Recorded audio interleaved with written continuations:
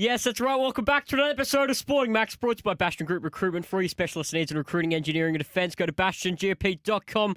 Joining me on the show today is the legend himself, Eddy Cornes. Eddie, it's so great to have you on in studio. How are you? Thank you for having me. I've been a long admirer of this podcast, so I'm so pumped to be here. And let's dive into all the sporting news, because there is a lot happening at the moment. All the hot takes, Eddie, as we know from the Eddy Cornes show on SENSA, got us through Zach Merrett. I mean, so for those who've been living under a rock for, the last, 3 to 4 months, Zach Merrett, the Essendon captain, the week of a prelim final for the Hawthorn Footy Club, met with Hawthorn coach Sam Mitchell and GM of Footy, Rob McCartney, expressing his desire to get to the Hawks. Now we know in the weeks that followed, a media circus of posturing from the Essendon Footy Club and a nuclear, almost untenable approach from Merrett and his agent, Tom Petroro, ending on deadline day when Hawthorn put their best offer forward for Zach Merrett and Essendon, maintain the position that they've held for the entire period, really, which is that their captain will not be traded.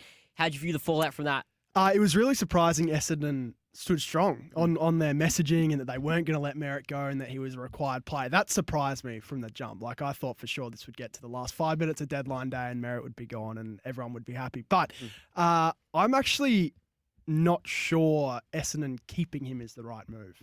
I know, for example, my dad was very pumped that Essendon decided to stay strong and keep him, but he's the captain. You have to have the awkward conversation with him now that he does have to stay, and you're going to take the captaincy off him because there's no chance he's captain next year.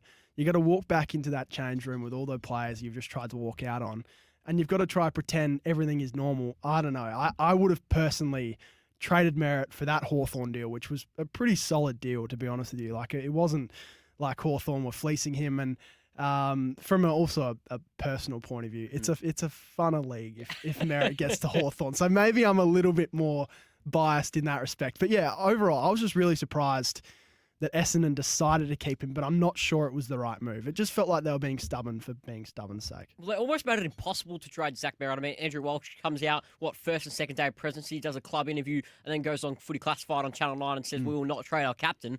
For, a new president of a footy club, you don't want your legacy to be, you've come out on your first day and made these huge statements, and then, your club backflips on that. Yeah, well, I guess they did kind of walk themselves into a corner with those statements. You can't come in and then just be called a liar after the first week you've been in charge. So I get it from that perspective as well. But again, I was just surprised they kept him. And then the whole drama of it all was great, though. Merrett's agent storming around. How good was Trade Radio that day with the footage of him storming around, just so flat, yelling at people in the Hawthorn rooms? Poor Jared Ruffhead sitting in the corner with his arms crossed, just copping an absolute spray for no reason. So that stuff's Rob awesome. McCartney goes and gets hip and shoulder. Yeah, it was all happening. So yeah, I was happy that a club showed that they are capable of doing that, and that there is this. It feels like the player empowerment era, which we've kind of seen the last few years within the AFL, is starting to shift back a little bit. So that's... How much power do you think the clubs have taken back now? Well, it depends if it stays true. It does feel like there's a little bit of a shift in the momentum with that stuff now. It does feel like clubs now are actually capable of saying, no, you're contracted, you're staying with us, which is good that they do have that, capability now, which you'd always just seen when someone requests a trade, they're gone. So that's cool. But yeah, again, I don't think Essendon actually made the right call. I think they were just backed themselves into a corner with their first statements and didn't realise that Hawthorn's offer was going to be that good. And then all of a sudden you're kind of stuck where you've said you're not going to trade him, so you kind of can't. And especially when you get to the point where, 2027 first-round picks are available, to the point where Tassie's coming in and clubs really are unwilling to, part with those picks as it comes for, I don't know, someone like St Kilda at such a critical time, or Hawthorn, who, let's say we get to 2027, your top 8 or top 10 side, and, that ends up being pick 19, 20 or in a draft which is considered tampered with because of Tassie coming in. Yeah, well, that felt like the big wrinkle this year with the trade period, where the draft's so compromised. Teams are looking at first-round picks, and it almost felt like they had nowhere near the value that it's been in the past few years. And like you mentioned there, Tassie, when they come in, will we even be able to see any trades happen? Because teams will be so nervous about where these picks are actually going to end up and how valuable they'll be. So it is going to be an interesting wrinkle over the next few years with that stuff and compromised drafts and how much value first-round picks actually have. This was in every sense of the word from an Essendon strategic point of view, a planned media strategy. In the days after Merrett did meet with the Hawks, Mason Redmond expressing his disappointment in his captain on AFL.com. Nick Martin went and spoke to the agent. I found it fascinating, the approach that the club took. And like we said, it almost made it impossible for them to really let him go. Well, there was two sides to that as well. So you had Essendon just completely steadfast. But then you also had, from Merrett's point of view, his manager never really made it 100% clear that Merrett wanted to trade until deadline day. And Merrett himself never got in front of some cameras and spoke. You wonder if Merrett himself had gone on Channel 7 or Channel 9. Do you think they should have gone more nuclear? I think if Merrett was that keen to get away, why not go on Agenda Setters one night and say, I am not going back? And I guess the other side of that is, well, if Essendon do stay strong, even if you do that, then it's even worse when you do come back to the club. But I don't know, how much does that change if Merrett had gone on TV and said he wants to leave compared to what it is right now? I don't think it's that big of a difference. So if I was Merrett, I definitely would have, even if it was just like a doorstop, like a set up Mitch Cleary doorstop. Yeah. You have him coming out of his house. Mitch goes, it's Zach Merrett, everyone. Let's have a look. And he gives a 10-word statement saying, yeah, look, I'm really keen to get to Hawthorn. I think that would have been maybe enough to push the trade over the edge. Would have been serviceable. Do you feel Hawthorn let down Zach Merrett from their end of the deal? Not really. I mean, the Hawks did everything they could to get him. It wasn't like their offer was terrible. It was a great offer. So I don't feel Hawthorn bear any of the responsibility of Merrett not getting there. Do they have an onus to put up a player, of more value than Henry Huswaite? Again, it's all in the conversation with managers. So if Merrett's manager saw that trade offer and said that's going to be enough to get him, then it's not really on Hawthorn to go and have these conversations and potentially shake up their change room and make a few players angry by asking them to have to go to Essendon, where Sydney, it was clearly they need to offer up some players, and they had those conversations and it all ended out working for them. So, no, I don't think so. I think Hawthorn would have said to the manager, this is what our offer is going to be, and he would have said, yep, that's fine. That'll get it done, and in the end it didn't. What was the biggest story apart from Zach Merrett of the trade period for you? I mean, Curnow was pretty big, but also from my, again, personal point of view, Zak Butters. Yeah. Just monitoring him, the story that Mitch Cleary... Does he go? He's gone next year. Yeah. Yeah, 100%. I'm pretty convinced in that. And Western Bulldogs, Essendon. Surely no one would be going to Essendon at this stage. Well, no, I don't think it's Essendon. It's between the Bulldogs and Hawthorn. And I've got a little bit of a theory that Merrett tried getting out this year because he knows Butters is coming. Yeah. And Hawthorn's probably going to prefer Butters over Merrett. Godfather deal. So, yeah, exactly. So, I'm not sure. I think he's gone. Between the Bulldogs and Hawthorn, I'd just be speculating. But... yeah, who knows? Clayton Oliver's an interesting one for me. I mean, I've spoken with people around GWS over the last few weeks around the Jake Stringer situation from last year, the condition he came into the club in, and how hard it actually was for him to get into Adam Kingsley's side and the condition or shape that you have to be in to actually play their brand of football. Now, GWS have a new head of high performance in Jackson Dennis, who's stepping into the role with the support of now former high performance boss Nick Poulos to make that a seamless transition. I've got no doubt that someone like Clayton Oliver is going to thrive in that environment. Under the guidance of those two guys and Adam Kingsley. I have some doubt. So you've got some doubt over off-field situations. 100%, I've got some doubt. I mean, have you seen what Clayton Oliver's been doing the last few weeks? I've got so much doubt. In fact, I don't think I have any more doubt over a player than more than Clayton Oliver. Than Clayton Oliver this season. I mean, it all starts with how he handled Melbourne telling him he needs a new trade. Has a spray at Mitch Cleary, which Mitch copped a ton of crap for, and honestly, I don't understand that perspective at all. Yeah. I mean, it's not like... he's doing his job. Exactly, and I understand the perspective of someone saying, well, we shouldn't interview players after they're let go from a club. And I get that 100% because that's a very emotional moment, and it's pretty unfair if you've just been sacked to have to do an interview with a journalist. Clayton Oliver is going to be paid $1 million next year. This guy is not getting put out in the street. He's not just been told he has to... retire or he's been sacked. He's just going to a new club. He gets to move to Sydney. He seems pretty happy about it from all he's seen. So I didn't get that at all from Mitch. And then the way Clayton handled that whole situation was incredibly embarrassing. And then the social media stuff he's done over the last week or so has also been really embarrassing. So I am 100% worried about Clayton Oliver. And to be honest with you, if I'm GWS, I'm seeing that stuff and getting really worried. So I have my concerns, yes. You know this more than most. How do you tighten the screws as a club on these kind of things? I spoke to Geelong President Grant McCabe the other week, and he spoke about Bailey Smith and how they want to encourage the on-field greatness that they've seen while just tightening a couple of screws. Yeah, I saw that interview. It was, first of all, a great interview.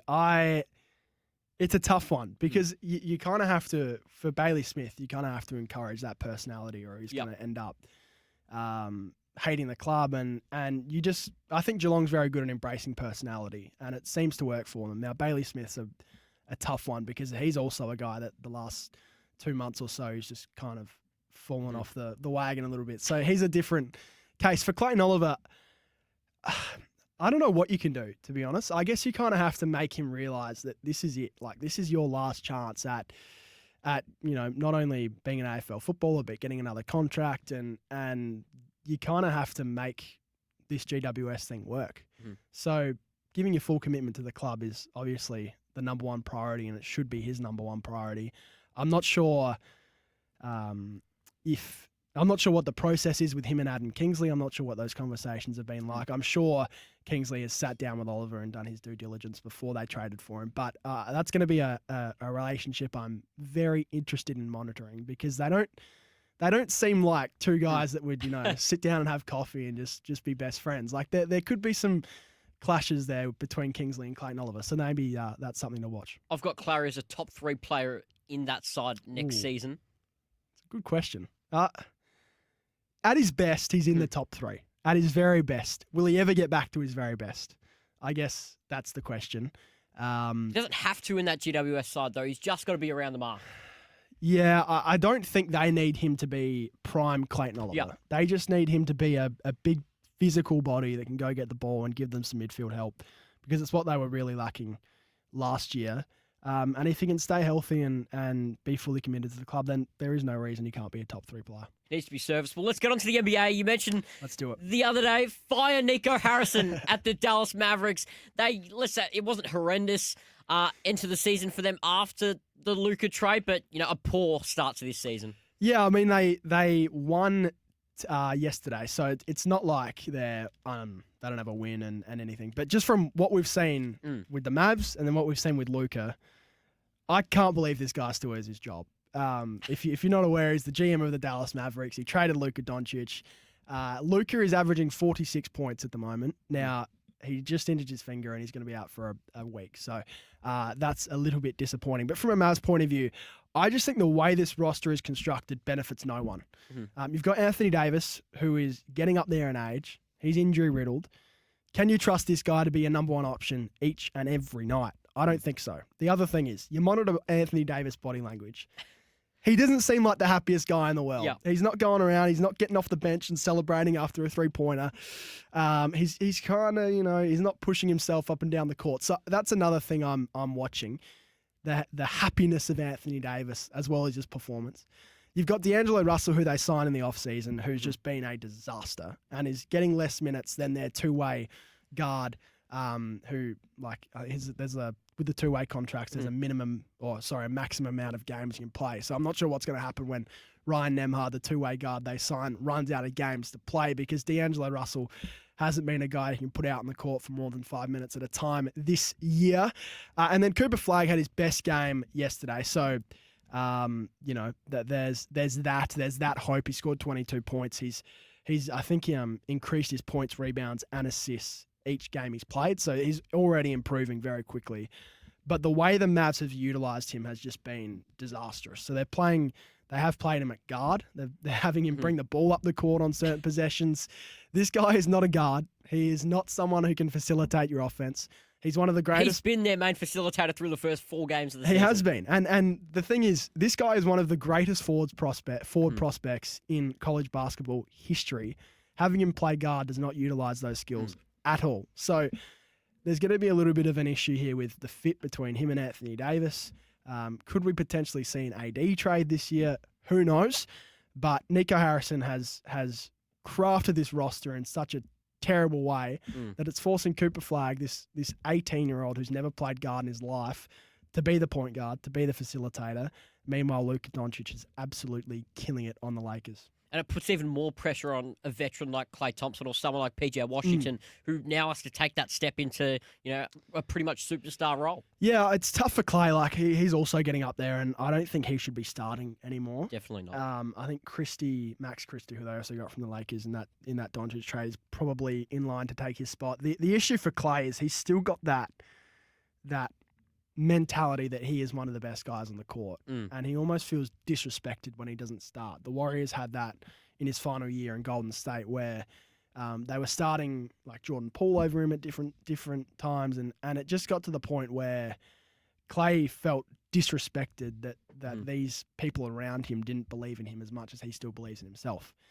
And that's always the issue with Clay when he gets older, is as his skills diminish, he still has this undying belief that he is one of the top players in the NBA, and it's just at this point where he's not. So that's also a conversation that Jason Kidd, the Mavericks coach, is going to have with Clay and say, look, you've still got a role to play in this team, but it's not as a starter, and we'll see how that goes as well. History tells us that you can't rely on a rookie in Cooper Flagg to lead you to a deep run in the playoffs. So how far can this, or how deep can this Dallas Mavericks team go, pending Kyrie Irving comes back? Well, I guess that's the big if. That is the big if. I don't think they make the playoffs. Yeah.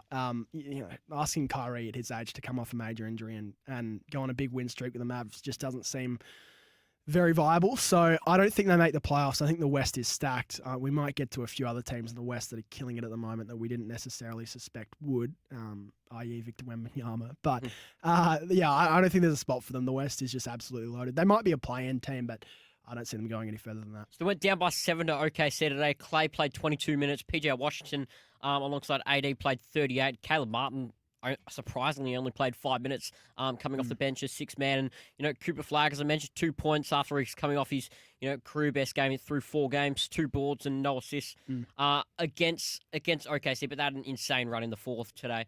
So, keep that within arm's reach of a win. But can anyone stop Wemby at this point in time? Is he just destined to be the MVP of the NBA this season? So I'm 19. You're a similar age. I have never seen an athlete where he does something I've never seen in my life every game he's played. And that's what Wemby is doing this season, where he's played, I think it's 4 or 5 games this year. And every game he's done something I've never seen. Absolutely outrageous. So today he's 7'7" apparently. And he was like bringing the ball up, going through his legs, going behind his back, handling it like Kyrie Irving. That's something I've never seen. His dunk he had in game 1 where he went up and under the rim while getting fouled. That's something I've never seen.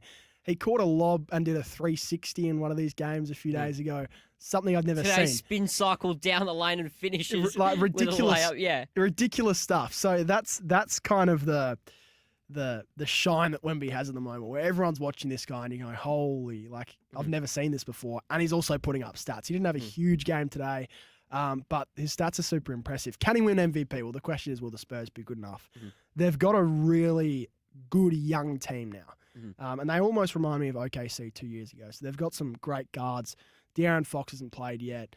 Dylan Harper, the number 2 overall pick, is playing really good to start off his career.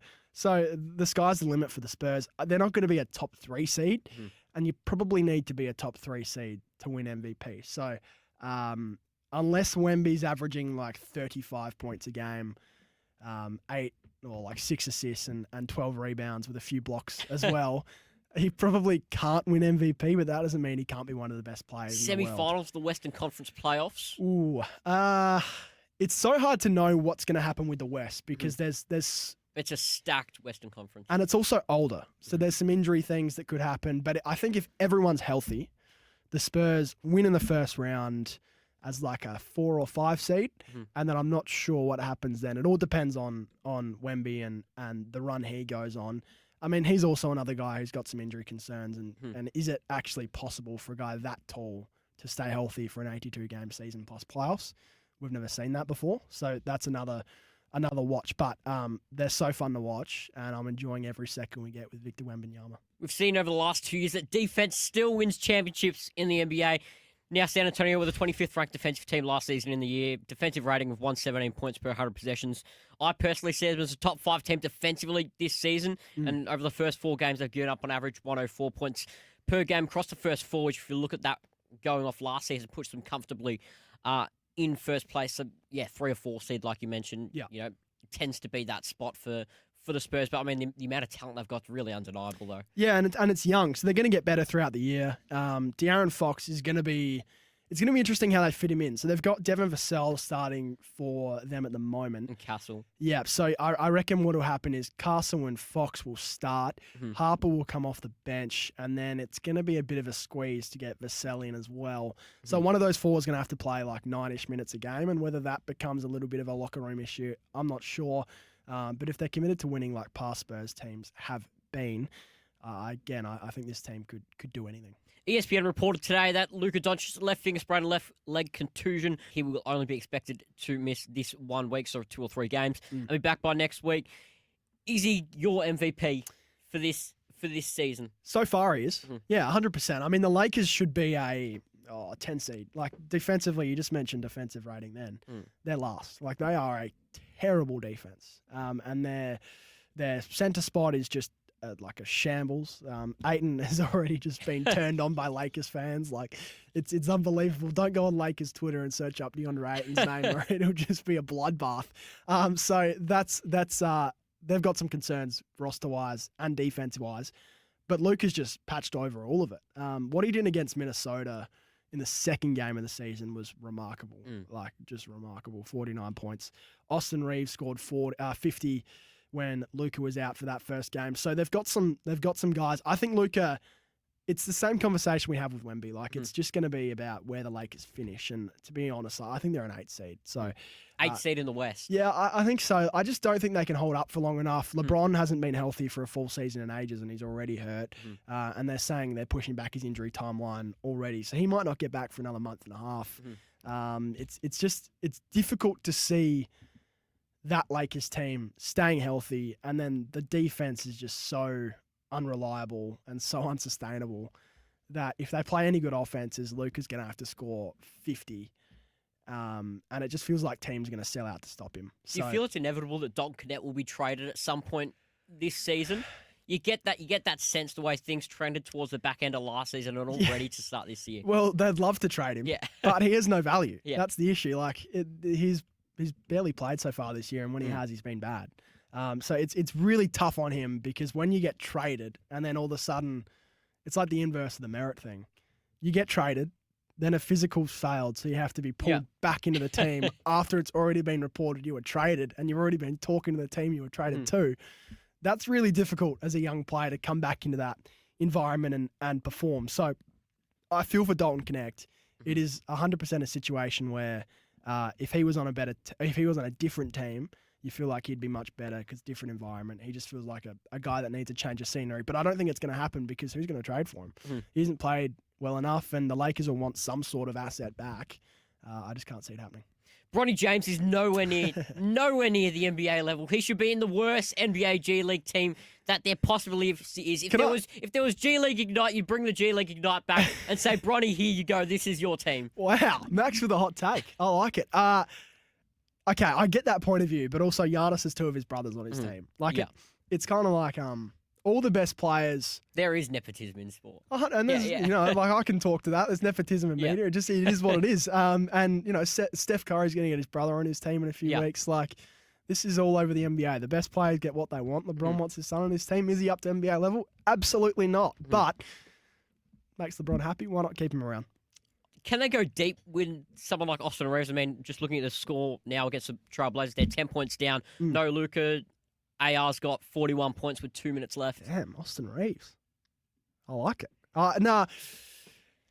They're going to struggle to win without Luka and LeBron. Yeah. 100%. But Austin Reeves is a guy that has immense trade value now. Not that they will trade him, but he's definitely an asset that you look at and go, this guy can play without Luka and LeBron and potentially win you 2 out of every 10 games just by himself. I didn't know he had the scoring capability he's got right now. Like, if he can keep getting to the free throw line like he has been, that's a real asset for the Lakers. It slows down the game. It allows them to set their defense behind the ball, which is something they really need to do. And it just gives them a different dimension if Luka's quiet or LeBron's quiet. you can all of a sudden throw the rock to Austin Reeves and say, Austin, just go cook for a few minutes. It's a really, really interesting dynamic to that team that could honestly push them above that 8 seed level, which I see them at. But it's going to be a struggle for them without Luke and without LeBron at the moment. He does so much work behind the scenes, Austin Reeves. I was talking to Phil Candy a couple of years ago, who was the development manager for AR at the Lakers 2 years ago. And he said, mate, he goes, the amount of work this guy does, he is one of the two future faces of this organisation. And you can see that, like, even he's a guy that should feel disrespected by his contract. Like, the Lakers got an absolute steal for him a few years ago. You hear no complaints from him. He's like an NFL wide receiver at the moment would be losing his mind, like tweeting at the team to pay him. There's none of that with AR. He knows the money's coming. He knows he's going to get a big extension in a year or two. And he just seems like a great teammate. Everyone loves him. LeBron was tweeting at him last night after the 50 ball, celebrating what he's doing. LeBron's not a guy that is normally super open about his love for his teammates, unless it's like an absolute superstar guy next to him. So it just seems like he's a good guy that's dominating at the moment. Golden State at 25-8, your Warriors with Jimmy Butler. Yes. Can the team go all the way? You ask the question of every team at this point in the season, because so many teams look good and they flop towards, after post All-Star break. But in Al Horford, Buddy Hield, Gary Payton, they've got a fair bit of bench depth there. Yeah, so before you say I'm biased, I hated this offseason. I thought it was just an absolute disaster. I thought they were wasting Steph's prime. They took way too long to get that Jonathan Kuminga deal sorted. 100%. That was just a nightmare of a situation. It put their whole offseason on hold because they couldn't sign anyone until they signed Kuminga. So it just slowed everything down. And anyway, they weren't involved in any big names potentially coming over. And the line they always repeat is, we're in the Giannis business. So whenever Giannis is open to trade, we'll be there. Well, first of all, you don't have the assets and you're being delusional. So it's not going to happen. And Giannis seems pretty happy at the moment. So I hated their offseason. But I did, about a day or two, kind of talk myself back into the team before the season because of that Butler stat you read there. They don't lose with Jimmy Butler. And they were dominating the Timberwolves in Game 1 before Steph Curry got injured in the playoffs last year. Who knows what happens when they go up against OKC? I think they were 2-2 against OKC in the regular season that year. And every game came down to like the last shot. They were super, super close. So I'm not saying the Warriors are going to win the title last year if Steph stays healthy, but I think the OKC game, the series is pretty close if Steph does stay healthy during that Timberwolves thing. So I was going through this all in my head and saying, maybe we will be okay. Saw Game 1, did what they had to do against the Lakers. Then Game 2 was the big, against the Nuggets, was the big like, hang on, this team has something. Steph has looked unreal. He hasn't lost a step yet. And Jimmy Butler as well, just playing his role, knows what he's doing. And then the other revelation has been Kuminga. So if Kuminga can play team-oriented basketball, not get so caught up in his own stats and not get so caught up in getting another contract, I think the Warriors can compete. I think they've got a defense that looks not great at the moment, but will continue to develop over the year. They can't defend transition, which has been their big Achilles heel so far, but I think they'll end up figuring that out. And offensively, they're hard to stop. Like, they've got really smart players that are old. They are slow. But it's almost playing massive minutes. Big minutes, but it's almost Collingwood-esque, where they're just so well drilled. They know exactly what they're doing, that they're going to be a nightmare to close games against. Like, there was a moment where, like, Al Horford, at the end of that Denver game, he's played, 30 minutes at his age. He looked done 5 years ago, and he's still playing 30 minutes in big games. Steph comes down, drives, kicks it out to Horford. And he swish. just knocks the shot, heavily contested. Exactly. Like, his legs aren't gone. He's played 30 minutes. He's still feeling great, still playing hard defense. It looks like he's dropped a bit of weight even in the offseason. And it's probably smart. Like, you want to get leaner as you get older. So I think they're in for a chance. Will they win the title? I think OKC is still by far the favourite in the West. Do they need mid-season additions to be contender late? It depends what D'Anthony Melton looks like. So Melton was really good when he played last year. Massive.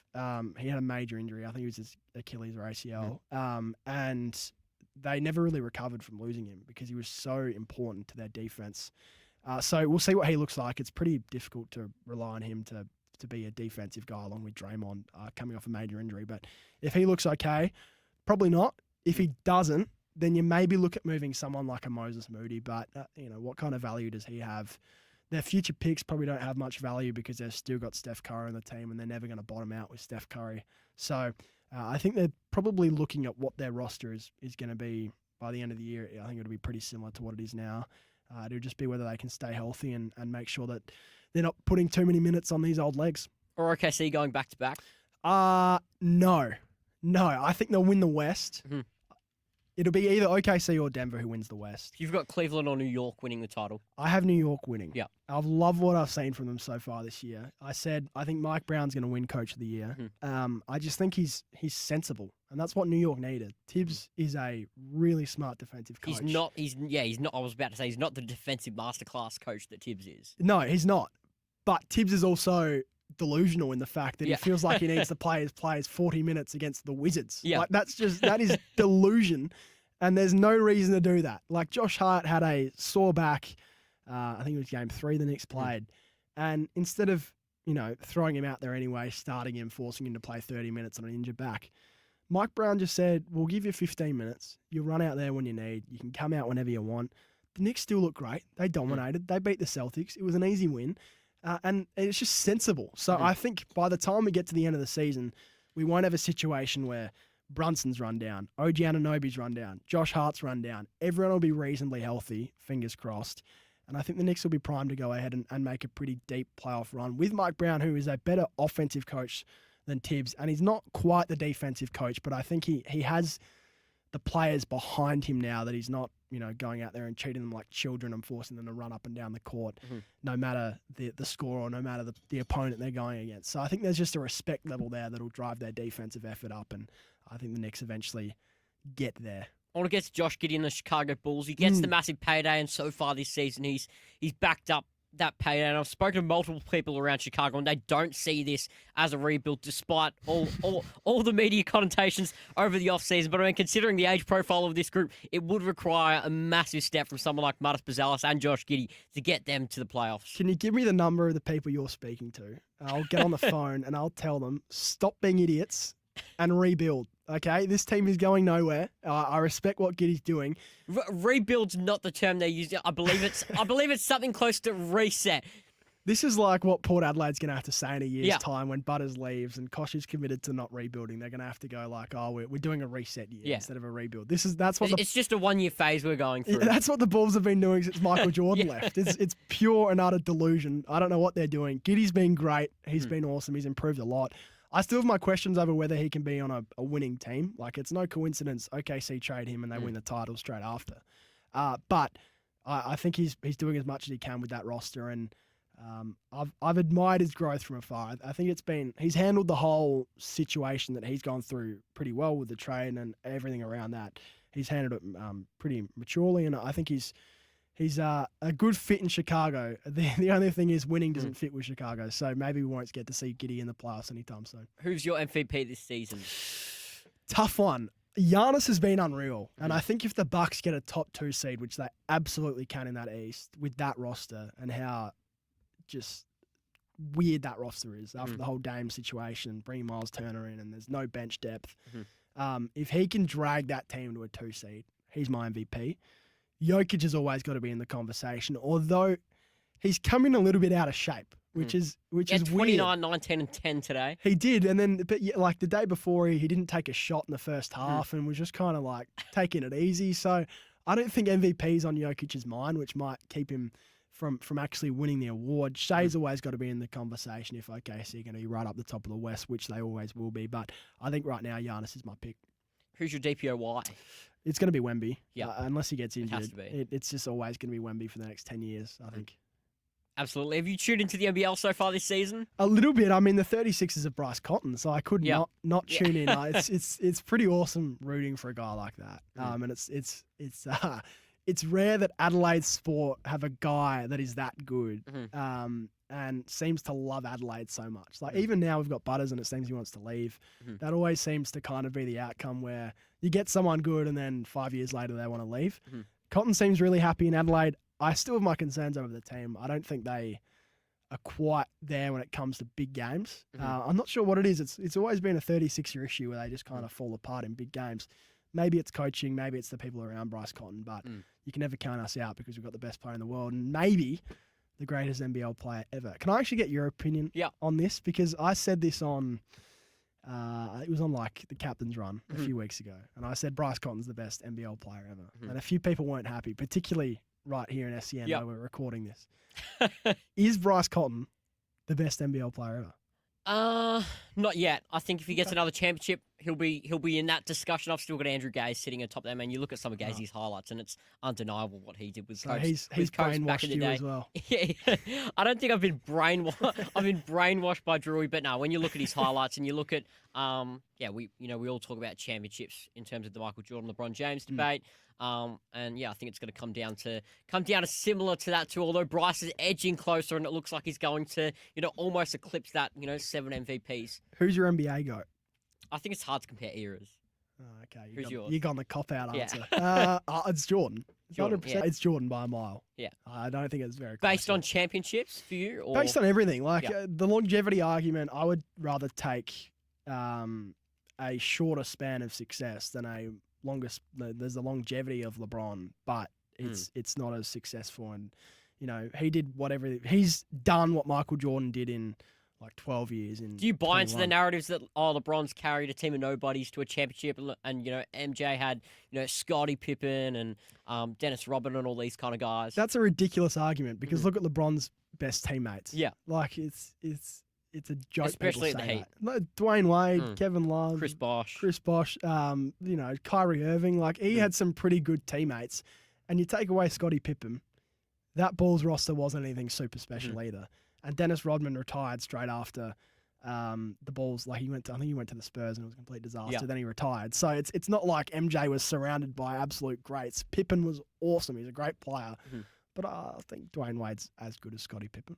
Absolutely. Eddie, thank you so much for coming on. It's been an absolute pleasure to have you on. And best luck heading into the next footy season. Thank you for having me, Max. You've been a big inspiration for young people in the media. So it's very, very cool I got to come on this podcast. Thanks, Ed. Stay tuned for some more Sporting Max. We'll see you soon.